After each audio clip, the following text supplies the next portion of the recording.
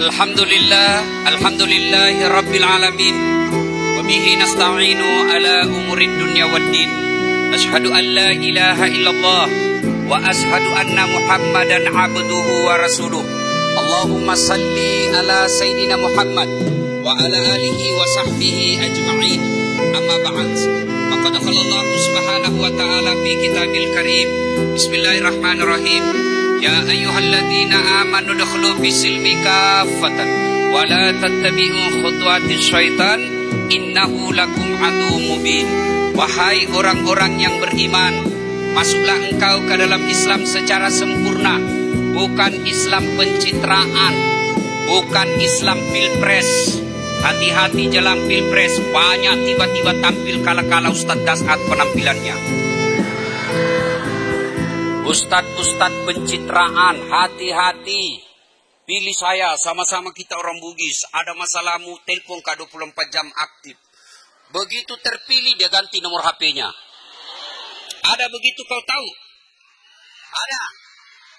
Nah, kau salah, kenapa kau pilih? Ibu bapak, saudara-saudara sekalian, waktu yang sangat ringkas. Yang saya muliakan Pak Rektor IAIN Alauddin beserta. Ayo, kupancing jako. Pare-pare yang insya Allah dimuliakan dan dirahmati oleh Allah Subhanahu wa Ta'ala. To the point saja. Begini dulu, kenapa saya ditunjuk untuk acara ini?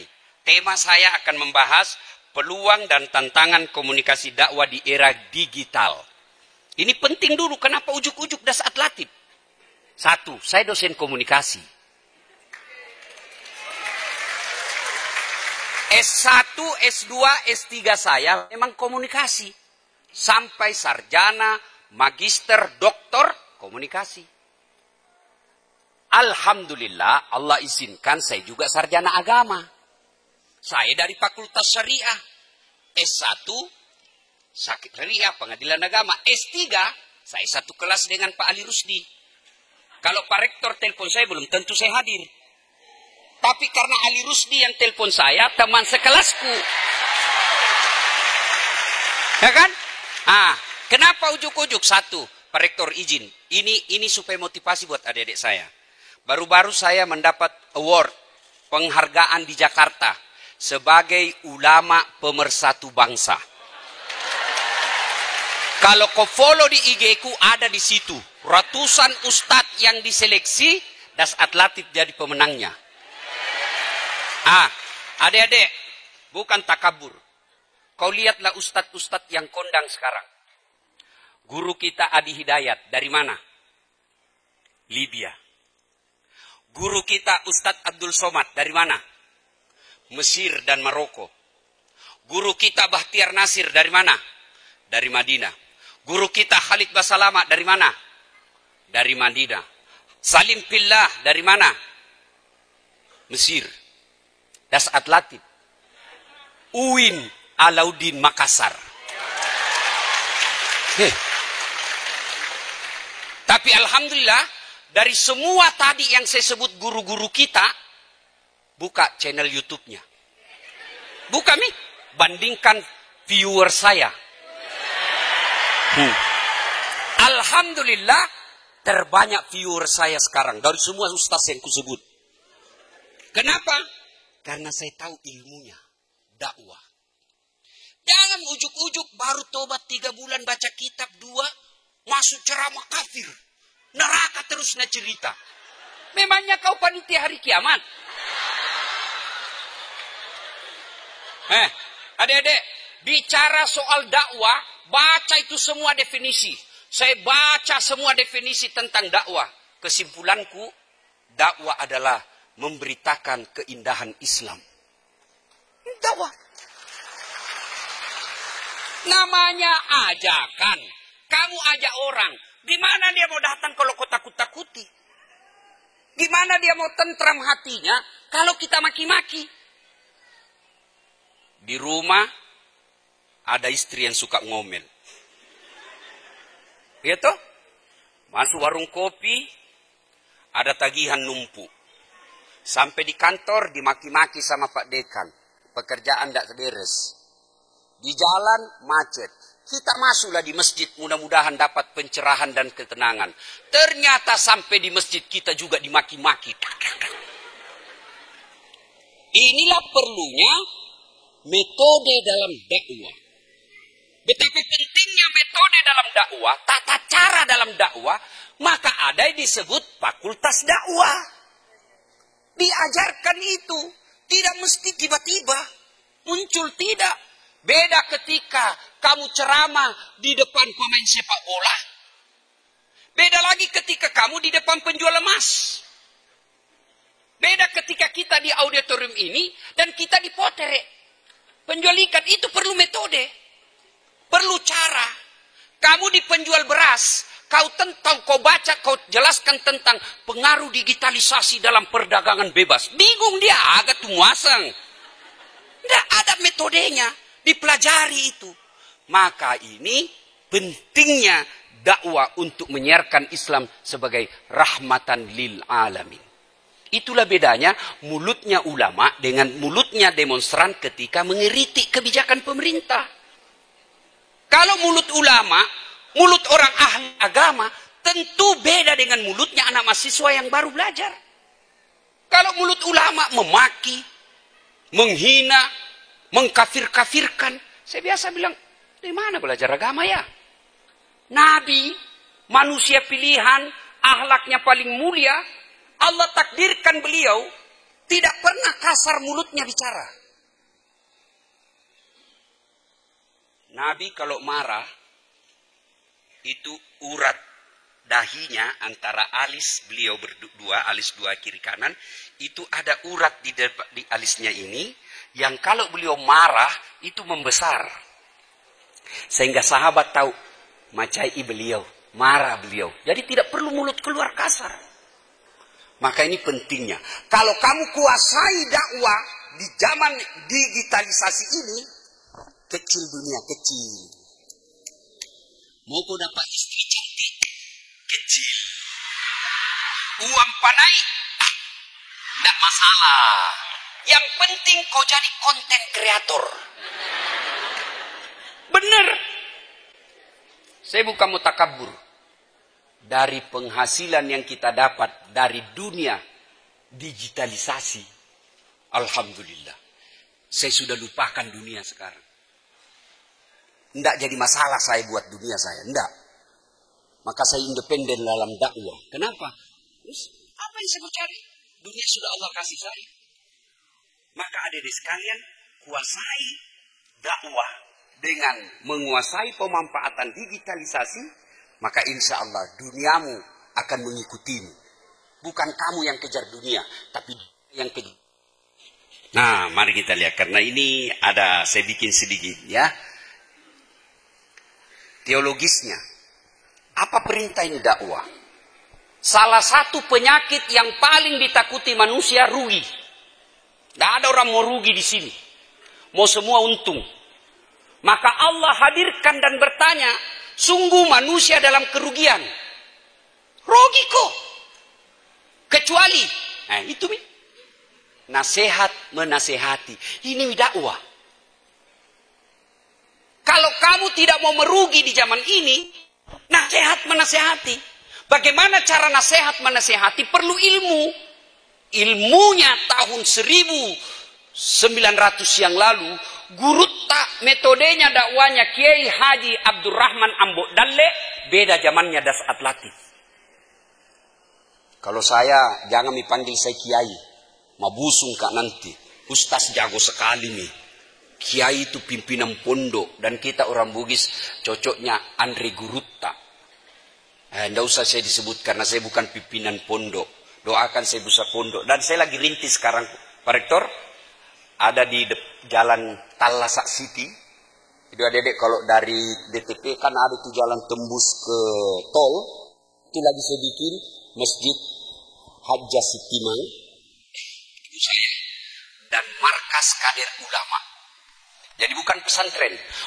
Ada Pak Rektor, Ustadz itu anak santriku tamak nih.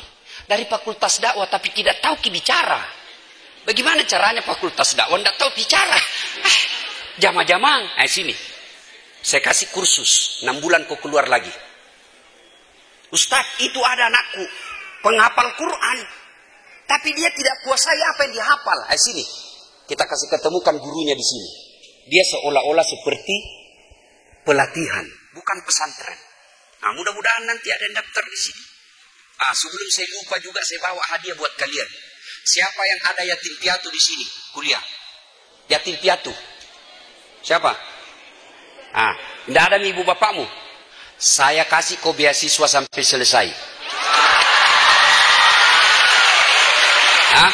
Catat itu ketua panitia. Catat itu ya. Saya ongkosi. Siapa lagi? Betul, yatim piatu. 2. Siapa lagi? Lanjut dulu ceramah. Ini namanya PLTU. Pada lauta, pada upe. Saya kasih 10 orang. Saya kasih 10 orang. Ya. Insya Allah kita kasih beasiswa. Dibayarkan sekolahmu sampai kau selesai. Ya. Insya Allah.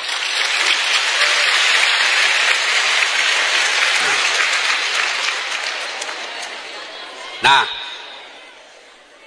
Kemudian, adik-adik sekalian, ini landasan teologisnya. Artinya, dakwah itu adalah perintah Quran. Ceramah itu perintah agama. Jadi kalau kalian berdakwah, sesungguhnya kalian telah melakukan ketaatan terhadap agama. Cuma dakwah itu perlu ilmu. Dakwah bersifat persuasif. Ada yang tahu apa itu persuasif? Lawannya saja persuasif. Lawan dari persuasif apa? Ada yang tahu? Apa? Lawannya persuasif. Kursif. Koersif. Apa itu persuasif? Contoh. Rektor, ada kasihan ini pentinganku. Ini kasihan proposal. Oh, gampang itu.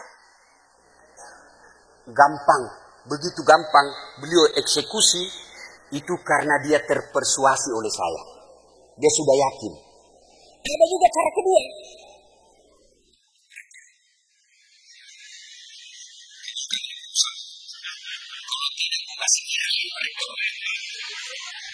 Sama-sama terkabul, tapi satu persuasif, ikhlas, tenang, senang perasaannya, satu terpaksa. Kalau terpaksa, orang tidak akan lama. Sholat kona, ini dijelaskan. Kalau kau tidak sholat begini. Sholat itu seperti kata guru kita tadi, Abdurrahman Ambodale, sholat itu seperti kepala di badanmu. Kau masih bisa hidup tidak ada kaki. Kau masih bisa hidup tidak ada mata. Kamu bisa hidup meskipun kau bisu dan tuli. Tapi pernah kau lihat orang masuk di kampus tidak ada kepalanya? Itulah makna sholat. Di akhirnya dia yakin. Oh ya tahu wadi. Ya tahu cocoki. Masuk akalnya. Cara kedua dipaksai. Sembayang betul. Namun kau sembayang, ku tobok kau. Dia pergi sholat. Begitu kau pergi, berhenti dia sholat. Itulah dakwah. Persuasif. Yakinkan. Adik-adik sekalian dilarang merokok. Kenapa dilarang? Nah barang enak ini. Jelaskan. Oh, kau lihat itu. Bagaimana persuasif itu? Satu, argumentatif. Apa itu argumentatif? Masuk akal. Maka saya bukan ahli tafsir hadis, tapi saya pernah belajar tafsir hadis. Salah satu hadis, ciri-ciri hadis palsu, kalau tidak masuk akal. Palsu itu hadis. Begitu. Jadi, kalau ada orang bilang agama tidak akal, salah. Justru agama diterima akal. Orang Eropa, Amerika gampang masuk Islam. Orang-orang yang cerdas. Kalau kita yang murtad itu kan orang miskin, dongo, beleng-beleng. Itu yang masuk murtad. Kalau kita yang masuk Islam itu kan orang-orang cerdas. Kenapa? Karena agama kita logis. Jadi ketika kau dakwah cerita tentang sholat, cerita tentang larangan rokok, kasih argumentatif. Argumentasi itu masuk akal. Yang kedua ada faktanya. Kasih kau contoh. Lihat itu ada orang bicara pakai benar. Itu contohnya. Ketiga, kasih dia testimoni. Orang pasti yakin. Saudara yang merokok, saya ini korban merokok. Berhentilah saudara-saudara sekalian. Nah itu Ada perokok di sini. Ini juga biasa Ustaz kah? Nah bilang sama anak mahasiswanya, awas kok, jangan kau merokok. Merokok itu, kudapat kok, ku kasih makan kau dengan bungkusnya. Keluar kelas, di depan kelas dia merokok. Tidak mungkin itu bisa jalan dakwah, tidak mungkin. Maka salah satu dakwah itu kuncinya persuasif. Ya? Nah, persuasif kalian mau lihat dalam ilmu persuasif itu belajar ilmu iklan. Pak Rektor, saya ini juga salah satu pengajar mata kuliah teknik promosi dan periklanan. Kalau ada orang datang promosi di kantorku, kubiarkan saja dulu bicara. Sudah setengah jam bicara sebelah sini. Kode ini kesalahanmu tadi, caramu promosi. Tidak masuk akal itu tadi, itu kau bilang. Ya kan? Nah, coba itu iklan. Kalau kalian punya ilmu periklanan, insya Allah iklan-iklan di televisi tidak merugikan perempuan. Mestinya ini aktivis gender, lindungi itu perempuan dari iklan-iklan, tidak masuk akal. Apa hubungannya oli dengan perempuan seksi? Apa hubungannya? Iklan oli, ada lagi perempuan seksi begini. Apa hubungannya? Tidak masuk akal itu. Iya toh? Yang diiklankan ban. Ada saya perempuan setengah telanjang di situ. Ini aktivis gender, ini dong yang kau protes. Saya kalau final test mahasiswa saya, mumpung saya masih belum lupa. Kalau Pak Menteri Pendidikan punya tagline Merdeka Belajar, kalau saya sama mahasiswaku saya bilang bahagia belajar. Ya. Ya. Jadi karena dakwah itu persuasif, maka kekerasan, pemaksaan, intimidasi, ancaman atau teror agar seseorang melaksanakan ajaran agama tidak bisa dikatakan dakwah. Karena dakwah yang baik adalah dakwah yang hadir secara tulus dan ikhlas. Tulus dan ikhlas itu dia laksanakan kalau kita mampu meyakinkan secara persuasif. Nah, sekarang pengguna internet, kita lihat dulu pengguna internet Indonesia tahun 2022. Kini jumlah populasi 277 juta. HP koneksi yang mereka online di HP 370,1 juta. Berarti kita ini hampir semua penduduk Indonesia punya HP dan online. Tinggal kontennya yang beda-beda. Yang nge-share. Kalau ibu-ibu mau tahu apa nge-share suamita, lihat ki scrollnya. Karena itu yang tampil itu cari.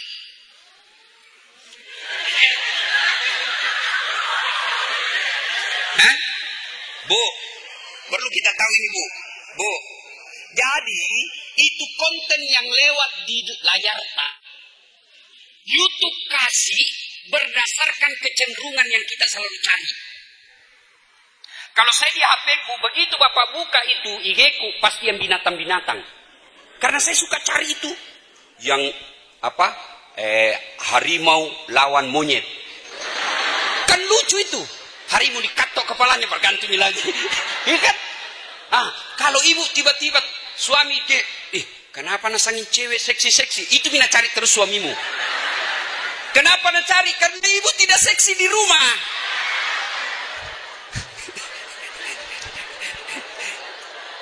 Nah, waktu terbatas nih. Nah, coba kita lihat. Ternyata dari semua pengguna internet yang ada di Indonesia, 49,52% penggunanya milenial. Siapa milenial? Pak Rektor. Tapi Pak Rektor bukan makin milenial, Pak. Siapa milenial? Dasat Latif, bukan. Siapa milenial? Mereka yang lahir tahun 80-an sampai 90-an. Itulah milenial. Kalian yang ada di bawah dan di atas. Itu Mika mobil. Ternyata penggunanya hampir 50%. Ini nasasar pengiklan. Jadi nalia itu. Mana YouTube Akun yang paling banyak pengunjungnya milenial. Di situ nak kasih iklan. Iklan yang sesuai mereka selalu cari. Kalau konten dakwah, tidak mungkin ada iklan-iklan porno di situ. Enggak. Pasti kalau iklan-iklan porno, kau lebih tahu dari saya.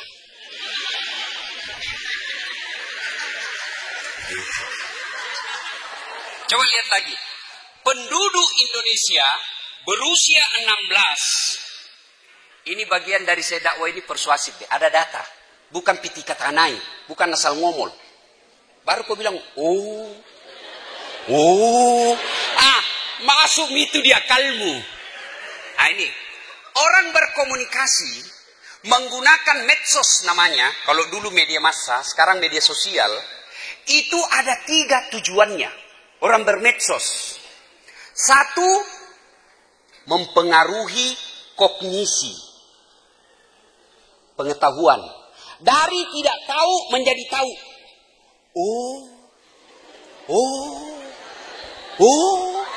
Dan saya tahu itu kalau saya ceramah.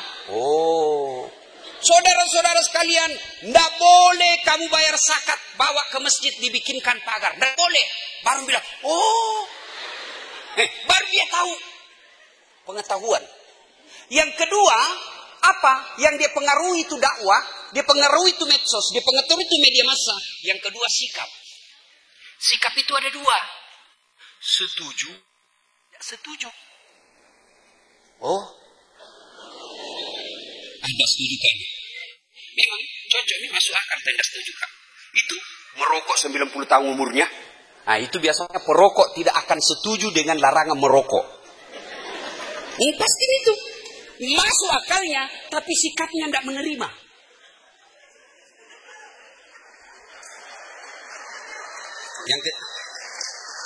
Tidak, soalnya sangat merugikan orang Islam pada umumnya. Ibu-ibu tanya, mau ki suami tak merokok? Mau ki merokok suami tadi? Nah, kalau mau ki berarti perlu kita bicara khusus. Yang ketiga, yang mau dipengaruhi itu media. Dakwah termasuk diantaranya adalah perilaku. Yang tadinya tidak sholat, kita yakinkan. Yakin. Kita akhirnya sholat. Yang tadinya tidak pakai jilbab, yakinkan. Kenapa pakai jilbab? Dek, kalau kau pakai jilbab, lindungi kau laki-laki. Maksudnya apa? Coba kau lihat. Kalau cewek pakai jilbab lewat di deker, paling diganggu sama cowok. Assalamualaikum. Itau anak IN pare-pare ya. Itau bau surga. Iya toh? Iya. Tapi kalau kau lewat jam 10, ini lewat apa nak bilang cowok? Cewek jungkir balik dong. Dilihat dosa, tidak dilihat barang bagus. Iya toh? Akhirnya dia mulai yakin, kasih data.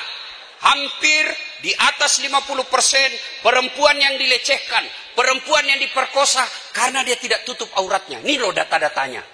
Terakhir, lihat medsos sekarang di Qatar.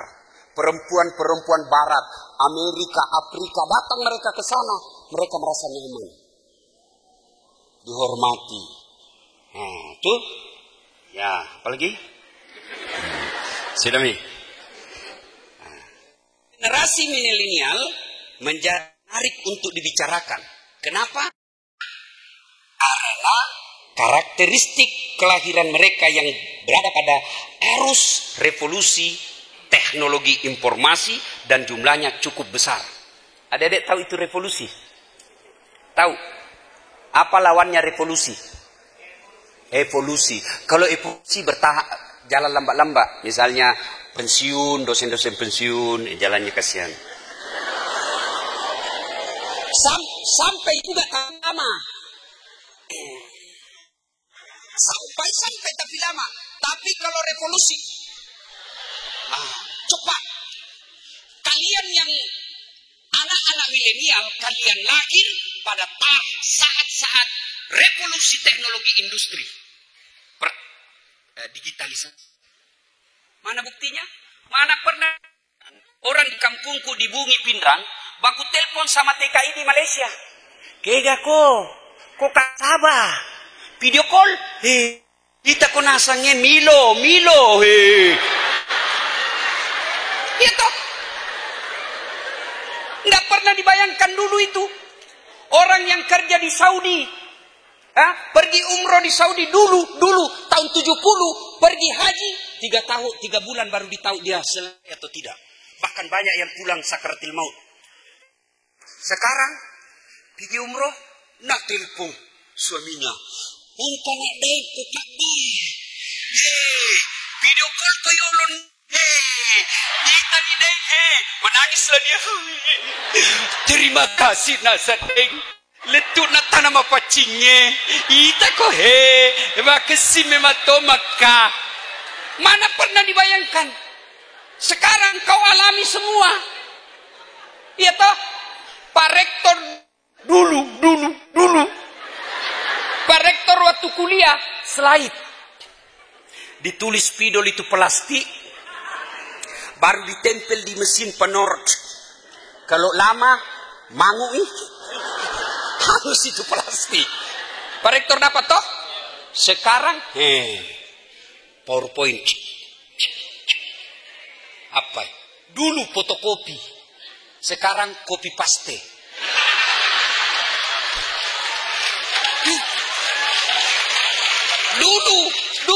Dulu saya kuliah lebaran, kirimkan kartu lebaran. Pak Rektor, Pak dosen, pergilah kita kantor pos Jalan Slamet Riyadi, ngantri berkir kartu lebaran untuk kirimkan dosen. Sekarang sudah ada foto. Selamat Hari Raya, mohon maaf lahir dan karena copy paste, nah lupa hapus tahunnya.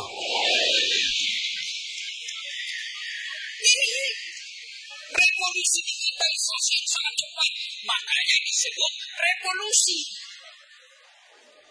Tetap? Adik-adik sekalian, sampai jam berapa ini Pak Ustaz? Sampai sepuasnya, ada puasa ya Mas. Ayo adik-adik, kita lihat lagi. Konten apa yang paling disenangi anak milenial?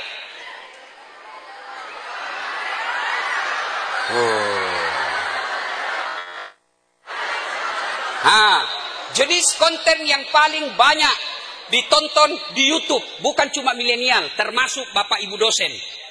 Apa yang pertama paling banyak? Film. Film ini macam-macam. Film Korea, Lee Min Ho. Film silat, Jet Li. Macam-macam. Film sejarah perjuangan Islam, Umar bin Khattab. Macam-macam. Film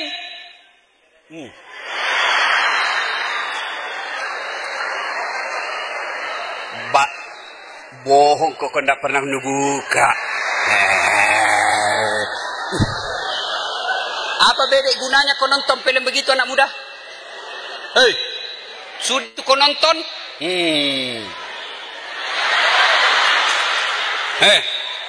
Kau nonton itu otakmu rosak. Akhirnya apa? Mulai masuk di anumu, otakmu, sikap, perilaku. Akhirnya apa? Dek, apa caramu malam minggu? Tidak ada jika. Bagaimana kalau kita pergi lihat bulan di puncak? Jauh nu pergi lihat bulan cilaka. Nah biar di rumahmu bisa aja kau lihat bulan. Sampailah dia sewa-sewa villa. Itu tadi cowok yang lihat film porno. Nah bayangkan. Dek, lihat dulu kamu. Kita wah halusnya.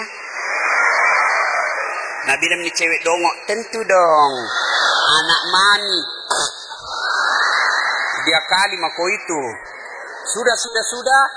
Nabila Laguna Jamrut. Jemari tejo mulai piknik dari wajah sampai lutut surti. Tadadadeng. Akhirnya apa? Pergi lihat bulan. Bulan tidak datang bulan.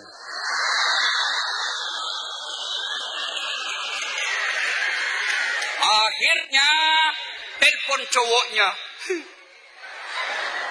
Kak, apa ini kesian? Saya ini kasihan satu-satunya anaknya mamaku.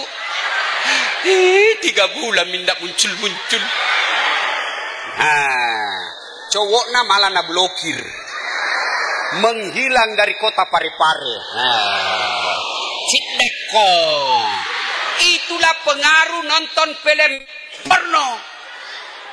Maka adik-adik sekalian, jangan kau coba-coba nonton. Kalau bapak-bapak, kadangkala boleh kalau bapak termasuk lemah syahwat. Supaya memancing kembali. Tapi jangan kepada tetangga. Bedemu bato. Ya, dek. Hei. Cewek, saya cinta kalian karena Allah. Masa-masa kuliah seperti ini, dek, yang banyak rusak masa depannya karena pacaran. Jangan kau pacaran. Gunung kan ku daki, lautan kan ku seberangi, masjid kau lewati. Kalau ada yang kenal saya dalam kuliah, mau di IAIN maupun di Unhas S1 sampai S3, kalau ada kenal saya, boleh tanya, saya pernah enggak pacaran waktu kuliah? Sibuk saya. Kecuali ada ton cewek yang suka, Kak.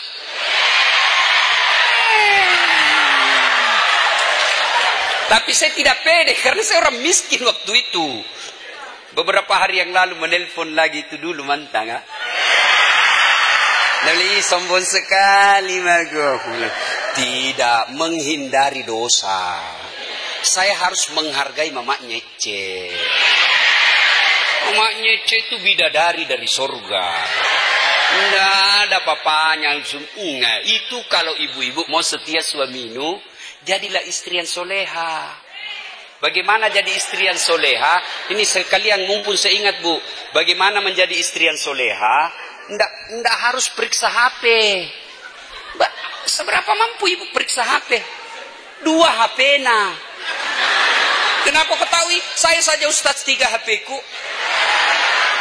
Yang kau salah paham, HP untuk mahasiswa, HP untuk jamaah, HP untuk Mama Nece. 2, musik. Musik ini banyak jenisnya. Ada yang mencari musik-musik religi.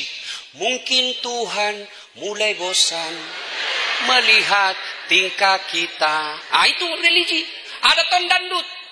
Putar ke kiri, nona. Putarlah ke kanan, ke kanan. Nggak tahu apa, udah apa itu kiri kanan.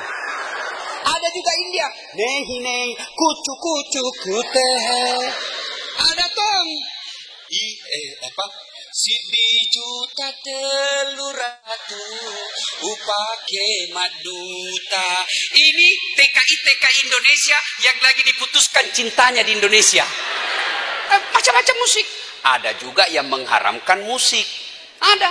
Tapi bagi saya yang mau mengharamkan musik silahkan. Tapi jangan kau bilang masuk neraka orang dengar musik. Tergantung tahu kontennya. Kalau dakwah masa salatullah, salamullah, masa masuk neraka? Kan?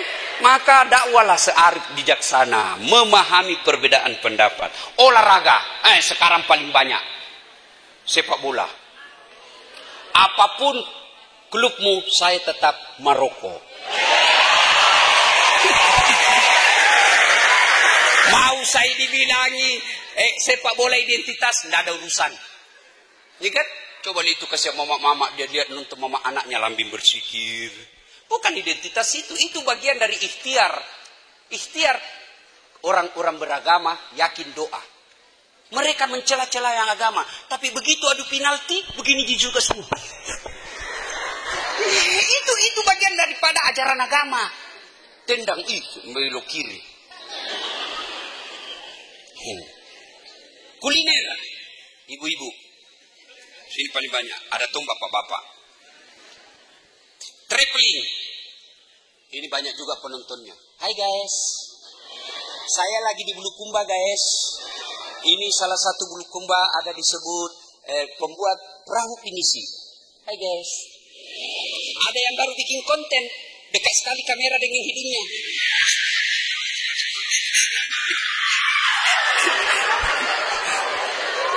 Dunia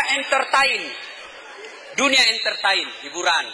Kemudian ternyata ceramah agama cuma 5,3%. Coba nih bayangkan. Itu pun 5,3% ini tidak semua menyukai. Ada yang suka ustadz ini, ada yang suka ustadz ini, ada ustadz ini. Adekku sekalian, kalau kau suka ustadz yang satu, tidak berarti kamu bandingkan ustadz yang lain. Karena masing-masing punya kelebihan masing-masing. Jangan dengar ceramah kayak dia panitia lomba. Kalau ini ustaz ceramah, nanas sekali. Tapi kalau itu, tidak masuk di akalku. Jangan. Kalau kau tidak suka, tidak usah kau celah. Ya, ikutilah ustaz yang kalian senang. Bagi saya, mari mengikuti. Tapi makin banyak guru, makin banyak akun kita ikuti, wawasan kita semakin luas. Karena beragama itu perlu wawasan. Kalau wawasannya tidak luas, maka agamanya biasa, memahami agama secara sempit. Ini yang paling penting. Peluang dakwah di era digital. Apa peluangnya? Satu. Nah, ini dulu. Keunggulan berdakwah dengan menggunakan teknologi. Ini dulu. Saya ceramah di Masjid Raya. Paling ramai hadir 5.000. Paling ramai itu. Tapi begitu saya share di TikTok. Baru 2 jam ku share ceramahku itu yang jaga hati istrimu. Bagaimana menjaga suami. Baru 2 jam sudah 4 juta penontonnya. Itu keunggulannya. Kalau saya ceramah di Parepare sini, paling orang-orang sini juga. Tapi begitu saya masuk di TikTok, maka yang dengar ceramah saya termasuk orang-orang yang suka dugem. Jadi kalau kalian mau ceramah itu pada disko-disko, masuk mau ceramah di TikTok. Ada semua di situ. Ya kan? Dulu muncul TikTok, ada ustadz mengatakan haram, sesat. Sekarang orang justru gampang dengar dakwah melalui jaringan TikTok. Nah, jadi keunggulannya lebih luas dan lebih banyak. Nah, apa keunggulannya? Peluangnya satu, keterbukaan informasi. Informasi lebih terbuka. Dulu Pak Rektor belajar terbatas bukunya. Tapi sekarang hanya orang malas yang tidak mau belajar. Ada semua, baca mako kitab. Dulu mau bicara kitab, Durratun Nasihin, ada bukunya, tapi belum tentu lagi bisa dibaca seperti saya. Kenapa? Bahasa Arab.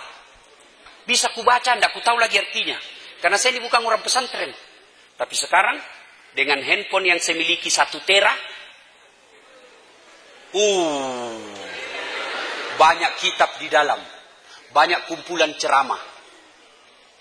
Nah, kedua, kemudahan membuat jaringan. Paling mudah bikin jaringan. Gimana caranya? Ada grup WhatsApp. Tapi hati-hati kok di grup WhatsApp. Ada cinta bersemi kembali. Dari mana datangnya cinta? Dari Facebook turun ke WA. Dari mana datangnya kecewa? Ternyata setelah ketemu berbeda. Banyak tuh begitu. Cantik natawa di IG-nya. Bibirnya kayak artis Korea. Pipinya mulus. Sekalinya ketemu darat. Kau jitu. Kamera 360. Yang ketiga, semua bisa meneruskan dakwah.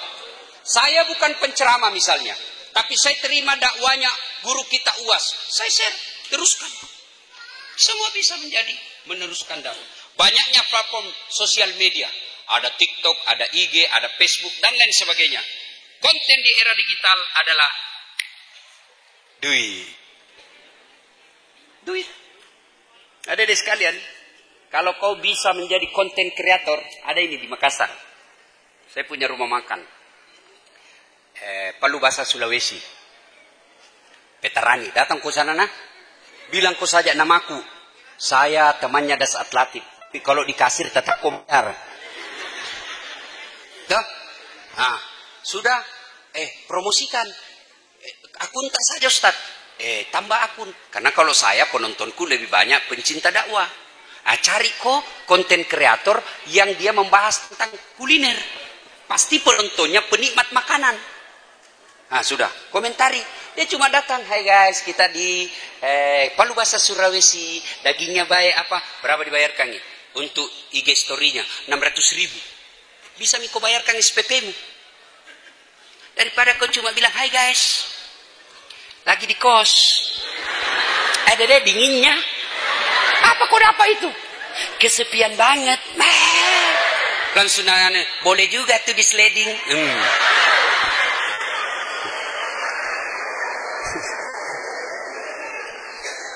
Netizen akan mencari. Netizen ini bahasa Inggris. Sudah diindonesiakan menjadi warganet. Akan mencari informasi-informasi keagamaan sebagai jawaban dari permasalahan. Adik-adik masih ingat awal-awal dakwah. Ya kan? Dulu awal-awal dakwah itu kan anak-anak muda hijrah nih. Mau hijrah, saya cari tentang wudu. Wah, dicari wudu di YouTube. Kan anak muda sekarang kan malas membaca. Dia lebih senang menonton. Makanya saya rektor, kalau saya ujian mahasiswaku tidak menulis nih. Kusuruh bikin video. Karena membaca, bikin ambil waktu, tulisannya juga bingung saya baca. Kasih masuk nih. Maka kalau Prof, dia bisa mencontek. Tapi kalau dia pidato, saya suruh dia pidato, misalnya pertanyaan, soal pertama, apa hubungan antara komunikasi dengan politik? Jelaskan 2 menit. Kasih masuk di YouTube, baru ku nilai. Kasih masuk di IG, baru ku nilai. Kasih masuk di TikTok, baru dinilai. Yang bagus, masuk di IG ku, penontonku puluhan juta. Kalau jelek, ku kasih masuk juga di IG ku. Captionnya jangan ditiru.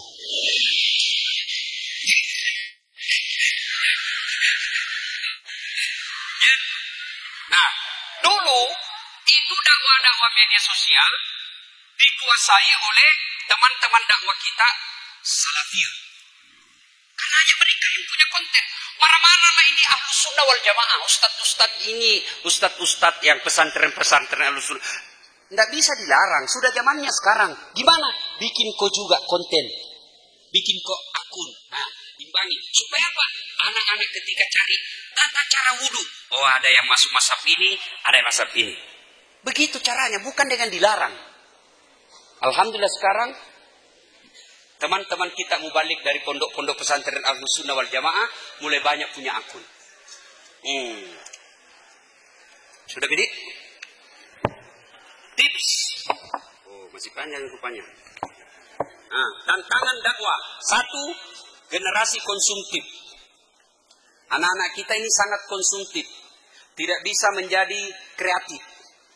Dia sukanya memakan, mengkonsumsi saja. Baik makanan maupun konten. Malas membaca. Berkurangnya kepakaran. Karena sudah malas membaca, akhirnya tidak pakar. Ajaran radikalisme ini, jangan selalu adik-adik kamu terprovokasi bahwa selalu identik Islam dengan ketika berbicara radikalisme pasti Islam. Udah, itu kamu wajib, kamu lawan semua itu. Tidak ada. Dalam Islam tidak ada ajaran radikalisme. Kemudian konten harus kreatif. Coba lihat konten yang namanya konten kreatif. Ketika kita mengkritik pemerintah, jangan kasar. Saya ceramah di depan Bapak Presiden. Bapak Presiden yang saya hormati. Merugi seorang presiden kalau tidak memudahkan dirinya masuk surga. Mulai dia. Dan presiden itu jauh lebih gampang masuk surga daripada ulama. Mulai berpikir. Kenapa bisa? Karena kalau malaikat berkata, ulama Indonesia masuk surga. Mereka masuk surga tapi ngantri. Ulama Jawa Timur, ulama Jawa Barat, ulama NU, ulama Muhammadiyah, ulama MUI, masih antri, masuk surga tapi antri. Tapi begitu malaikat katakan Presiden Republik Indonesia masuk surga, tak perlu antri sendiri. Satu di Presiden di Indonesia.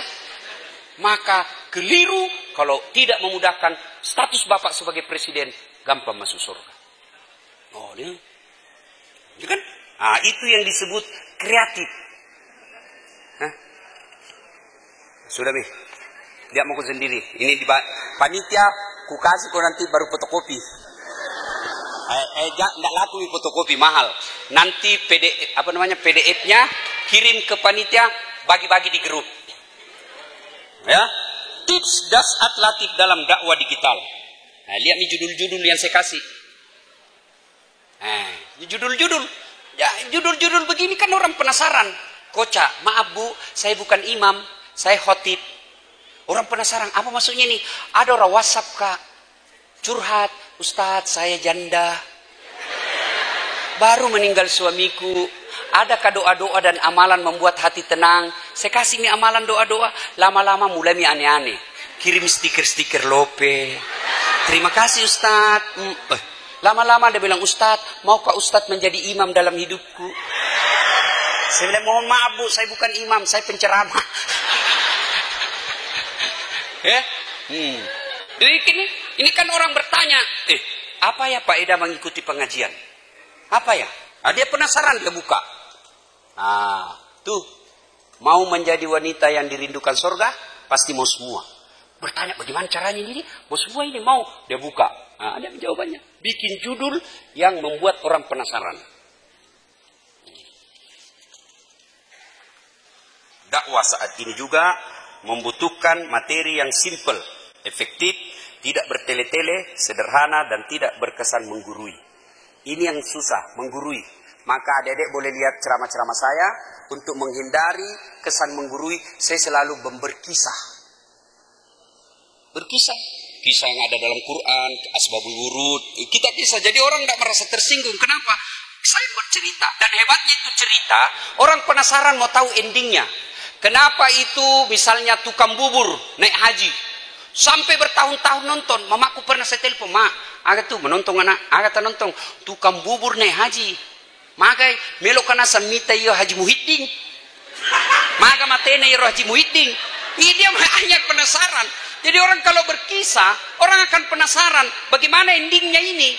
Jadi kalau kita berceramah, menyampaikan kisah, pasti orang tidak mau tinggalkan. Kenapa? Dia mau tahu bagaimana terakhirnya. Ya.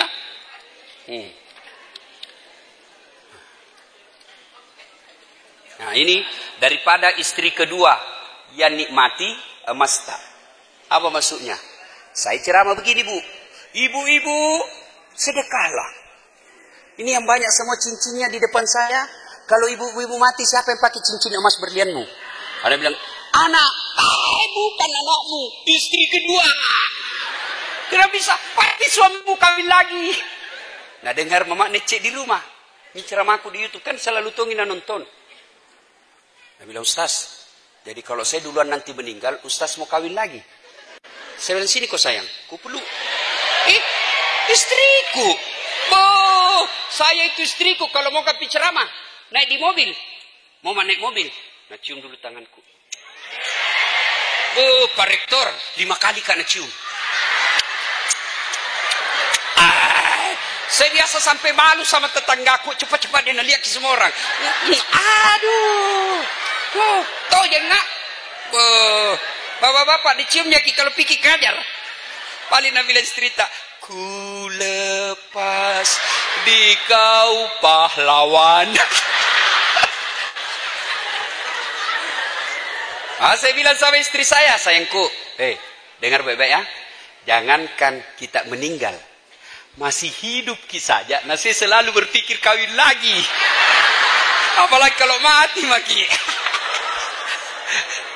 Itu namanya kreatif.